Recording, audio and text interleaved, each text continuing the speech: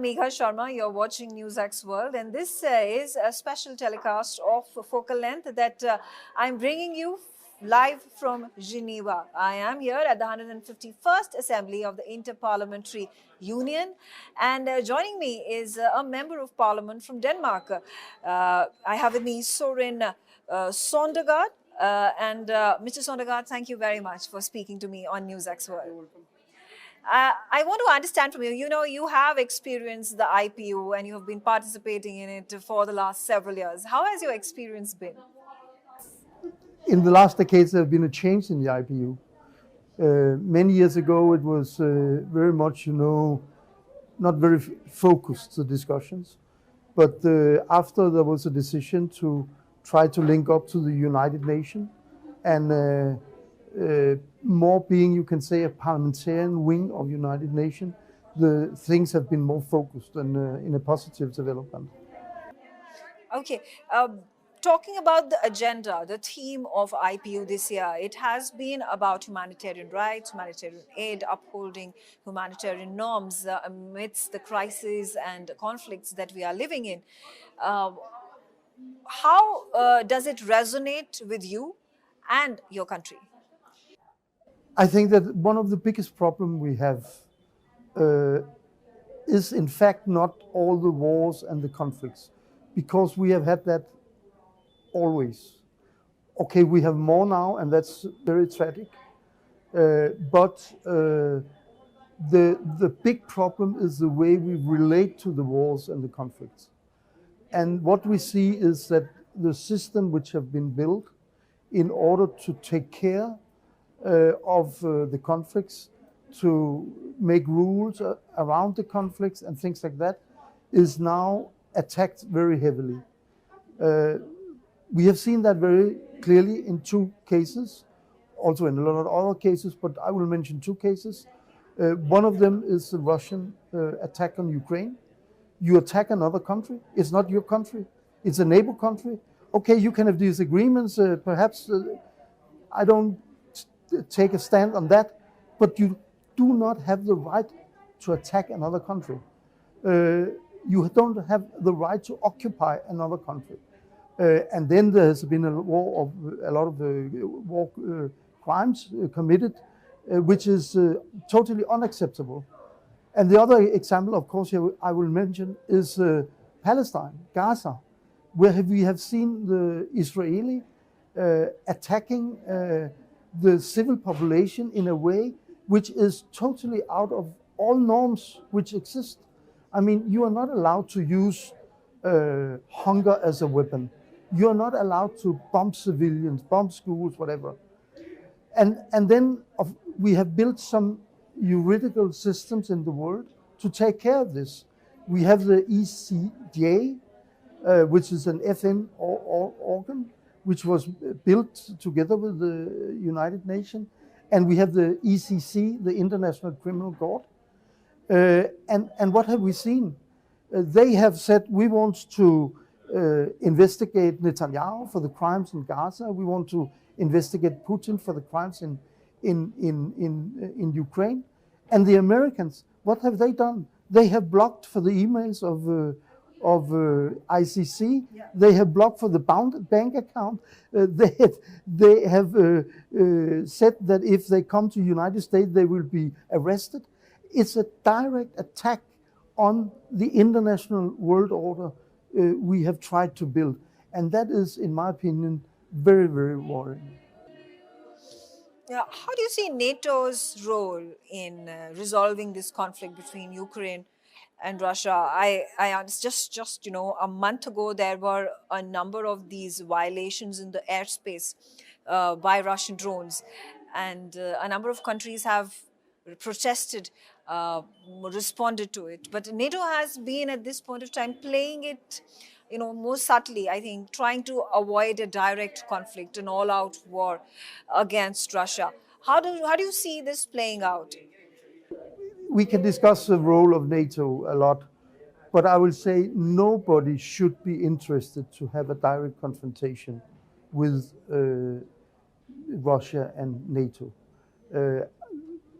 In Denmark, we have been very supportive for Ukraine. We have helped Ukraine a lot. Also, my party have supported very much the help to Ukraine because they have been attacked. Not because we are in agreement with all what's happening in Ukraine, not because we say that Ukraine could not have done something different before, but that doesn't give the right for another country to attack you and open a war and occupy parts of your territory. That's against international law. But you can say that NATO have no interest to have a war with Russia, and Russia should have no interest to fight with NATO. And therefore, we have also said from Danish side that we don't want Danish soldiers to be in Ukraine. We help Ukraine to defend themselves, but we don't want a direct war. But of course, it is there's a risk that it would develop if you have cyber activities, you have activities where you send in drones, you break the territory of the country. I mean, there's a risk, and it's very dangerous.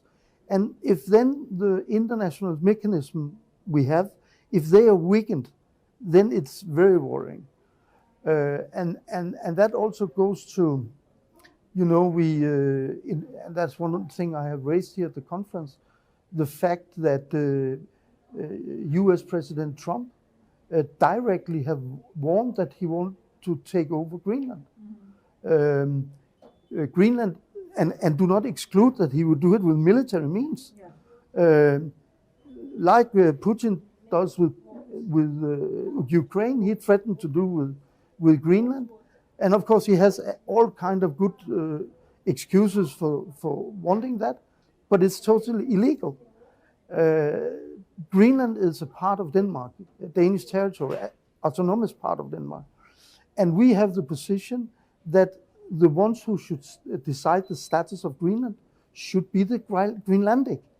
If Greenland have a referendum and decide to separate from Denmark, we will accept it 100% immediately, because it's the people's right to self-determination. And if they want to be independent, they should be independent. We will not start a war against Greenland.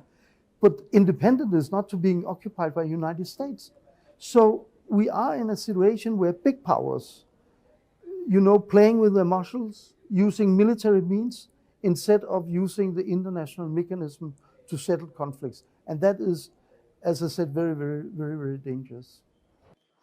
What are the key issues that you raised as a parliamentarian and a representative of Denmark here at IPU? That is exactly that. We have to stand up for the ICJ.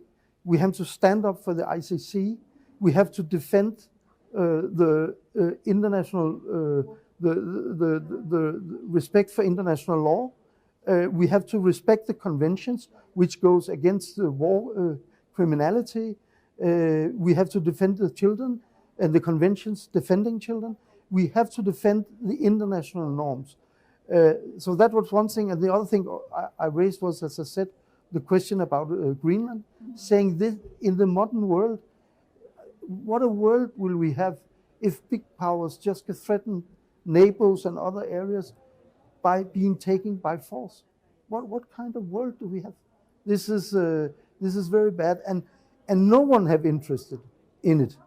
And therefore, the people of India, the people of Denmark, the people of the United States, we have to elect parliamentarians who say, no, we don't accept this way of dealing with the problems in the world. I also want to speak about the subject of artificial intelligence that has become a global topic of conversation. How has there been talks about regulating artificial intelligence, building policy frameworks around it for governance and for usage in other arenas and fields, keeping in mind that while there are advantages of AI, there are also a lot of risks involved? I don't know anyone totally have grasped what AI means and how fast it will develop. We had here in the IPU previously discussed the topic, had some resolutions. They are already outdated. We didn't have a big discussion about it on this session, but we will do it at the coming session. And for my part, it's very important that AI, artificial intelligence, is not owned by private companies or by private states. We need to have open source. We need to have openness about it, because if we have the situation where artificial intelligence is on the some have monopol on it, we will for sure see that this monopoly will be used, as we see on any other topics or customs or whatever commodities where there is a monopoly, it will be used, and therefore in my opinion, we have to find a way where it is open source, and every country and all the population should have access, so it cannot be used to control people.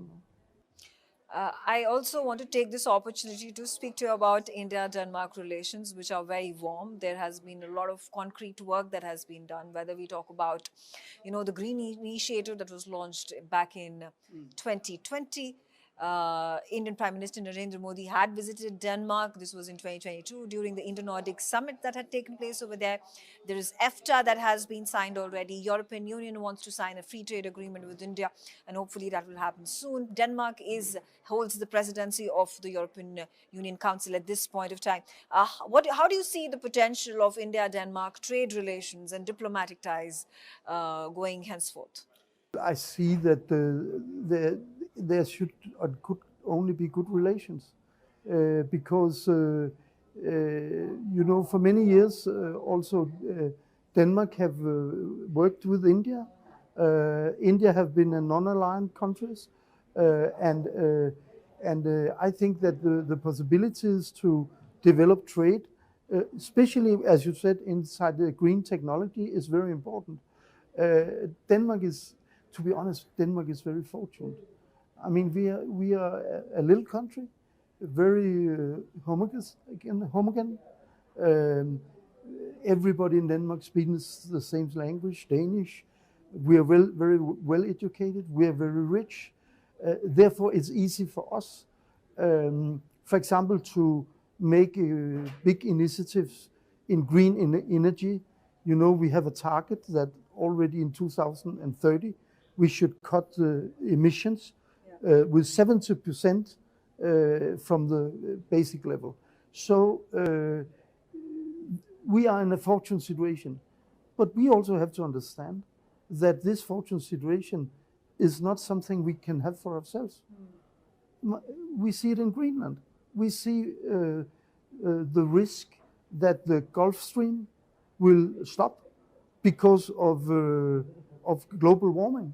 And if the Gulf Stream will stop or even reverse, then the fact is that Denmark will have a temperature as in the northern of Canada.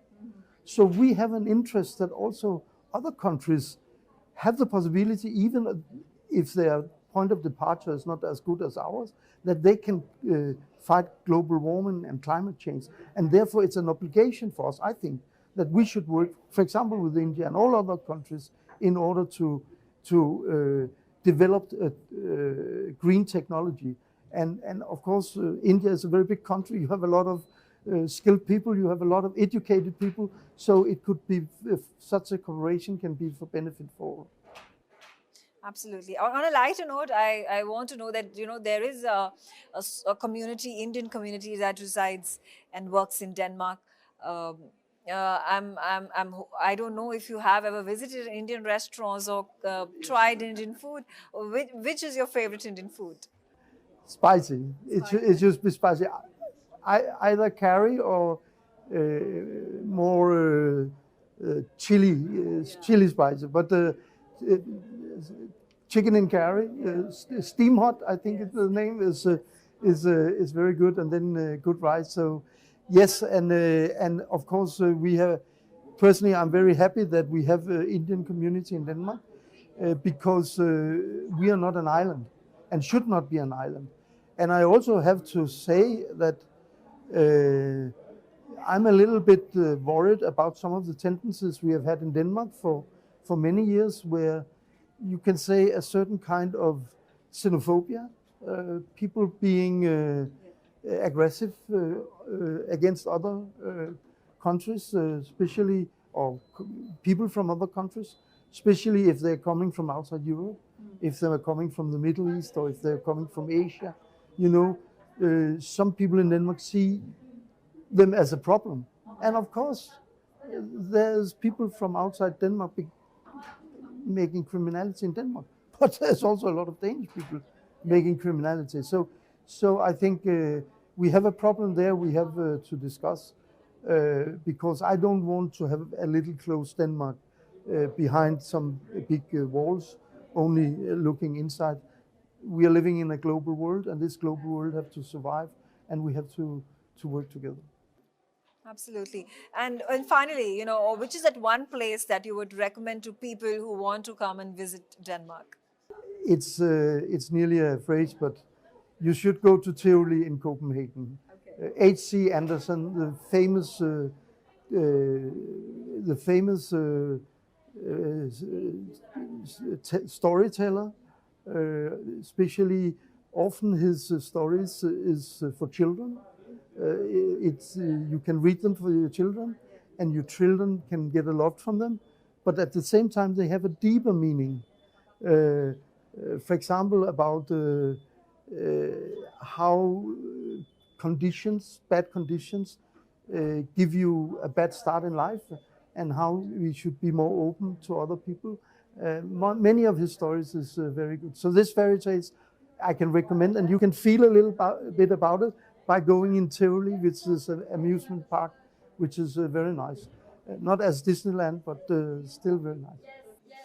Thank you very much for speaking to me on NewsX World. It has been delightful and very insightful to understand your view. And of course, your participation is very important and conducive for the work that IPU and you as a parliamentarian are doing. Thank you.